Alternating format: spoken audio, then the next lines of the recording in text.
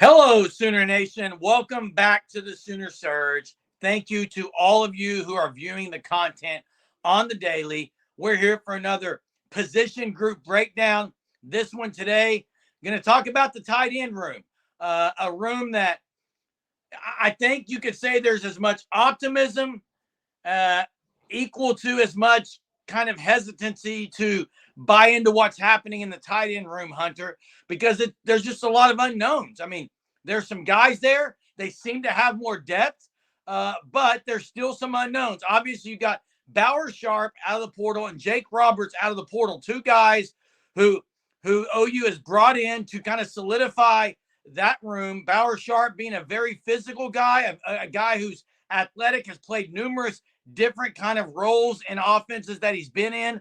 And then Jake Roberts has the connection with Seth Luttrell in this offense specifically. And then, of course, the new guy is Devon Mitchell, 17-year-old phenom, who a lot of fans are wondering if and how much he'll play. So this room is still there with many unknowns, Hunter. A lot of unknowns, and I mean, at the bare minimum, the room has to be better than it was a year ago for Oklahoma to have a successful season to get to that 9-3, 10-2 mark, pushing for a college football playoff berth. You can't have what you had in 2023 in terms of productions from the tight end room. It was just, I mean, flat out bad. It was Austin Stogner, and that was about it. 196 yards on 17 catches for him a year ago. It's a ton of new faces in the room outside of Helms and McIntyre, who were there a year ago. Helms did not play at all last season.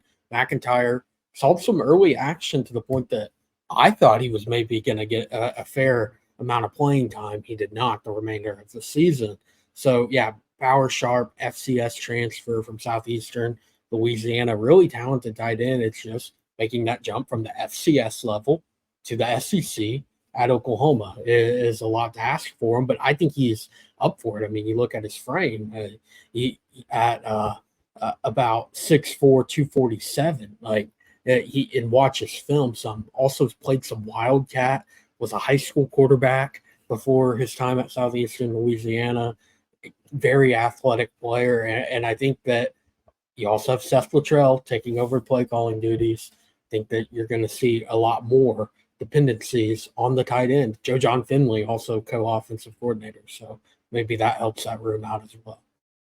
Yeah, and with Seth Luttrell calling the plays schematically, there could be some differences. One thing that I do like about you talked about 17 catches. If OU doesn't double that this year, I'll be shocked. You've got to get somewhere in the 30s or 40s from the tight end room, and really, all you really need from this room is some guys who can find that open area in the zone, turn around, and be that guy that Jackson Arnold can sling it to in the middle of the field to keep possessions going, to kind of go down the seam. And I think Jackson Arnold's strong at hitting the seam route. So I think that could be utilized more. Another area that maybe we haven't talked about, and everyone wants to talk about the tight end room and how many catches they're going to make, how many yards can they get, will they get any touchdowns? But I do think the blocking part of this is underlooked. Austin Stogner was pretty effective blocking, was not as effective in the passing game. You really, with what you got here, you got guys depth-wise that maybe some are better at one than the other. But I think that's what's going to kind of play out is because I want to see if there's a guy who can do both really well or if they're going to go double tight ends to utilize runs. But that's something to keep a note of. And, of course, Devon Mitchell, Hunter, until we see him on the field and see what he can do, I'm just going to kind of be on a hold and wait and see. I think in the passing game, the guy can be phenomenal. I'm not sure physically blocking how effective he would be. I mean, he looks like he is going to be a very talented player, even in year one. But you also have to remember, he's technically a year ahead. He reclassified from 2025. He got on campus in what was technically his spring semester of junior year in Los Alamitos, California. And he was already on a college campus and not just, I mean, a blue blood at a school, Oklahoma, going into the SEC. That's a lot to ask for 17 years old to 18 years old to, I mean, still should have another year of high school in front of him and already in a college weight room and in a college program trying to work his way onto the field. So, yeah, that's one I would say, again, kind of like what you said. I'll see it. I'll believe it when I see it with Devon Mitchell of how much playing time he gets. I mean, Cade McIntyre last year as a freshman got a good amount of playing time against Arkansas State. Again, Arkansas State, but made, I think it was a 26-yard catch that I thought, okay, like with how the tight end room was starting to pan out, like, hey, maybe McIntyre is going to get a little bit more action. He never did. So you look at the depth on the roster. I mean, bringing in Bauer Sharp, who's a junior, bringing in Jake Roberts, a senior, played with Seth Luttrell for a couple years at North Texas. Norman kid, little brother goes to Washington, south of Norman. You would think that those two are going to see the biggest chunk of playing time because of just the seniority. I mean, they're upperclassmen. They've played a lot of college football to this point. Then there's also Caden Helms. He's supposedly healthy for the first time in years since he's been on campus. It's always the injury bug has got him more than just about any player on the roster for Oklahoma. So if a healthy Caden Helms is available, I think that's kind of your 3 and then 4 with McIntyre to where, I mean, are you going to see 5, 6 tight ends being played? I don't think so.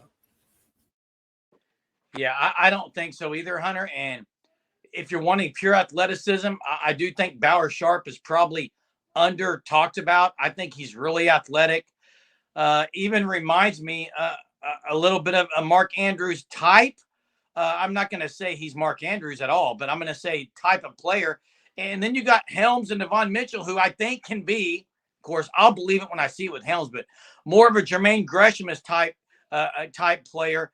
But Jake Roberts, to me, is the wild card, Hunter, because I think what he does bring is the veteran, the play that he has been around the offense. He knows where to be in the offense.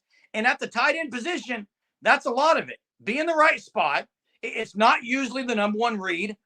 Be in the right spot so that the quarterback can get you and then get those yards and keep possessions going. I think that's the biggest thing from this tight end room. Yeah, it absolutely is. They have to be reliable. They have to understand that they're not going to be the heavily targeted player. Even we talked about it, it has to be more. The leading tight end has to get more receptions than 17 a year ago. I think even at that 30 mark is probably, I would say, probably the max because of, we talked about it recently with the wide receiver room, just how many guys are in that room. I mean, there's only one football to be spread around. I mean, I don't think anyone's going to see double-digit targets on a consistent basis in every single game. But I think with the Seth Luttrell offense, I mean, you look at the last year he was at North Texas. I mean, his starting tight end was second in receptions on the team, second in yardage as well. So, again, that's something to monitor. The changes at offensive coordinator Joe John Finley, also co-offensive coordinator, former tight end at OU, been the tight ends coach at OU for a few years now. The tight ends have to be more involved, and at the bare minimum, they got to block. If they're not going to be involved in the passing game, they got to be able to hold their blocks and help out in the running game or RPO style of play when needed. Yeah, and I'm just going to say a few names. Mark Andrews, Hunter, is a guy, and Jermaine Gresham are two guys that just – those guys were big-time threats. Guys that you would expect big-time things. Even sometimes it would be the lead guy. I mean, those guys were touchdown machines. However, guys like Grant Calcaterra, Trent Smith, Steven Alexander, Braden Willis, I think that's what these guys got to be. Those types of players. They're not going to be the number one guy, but man, if you can get that kind of production from these guys, it's going to be a great year. So I'm excited to see the tight end room. It's a position that everyone is just waiting to see what it looks like. We'll find out less than 2 weeks away from OU versus Temple, Friday, August 30th. Thanks again for watching the content here at the Sooner Surge. Make sure you subscribe. We'll see you next time.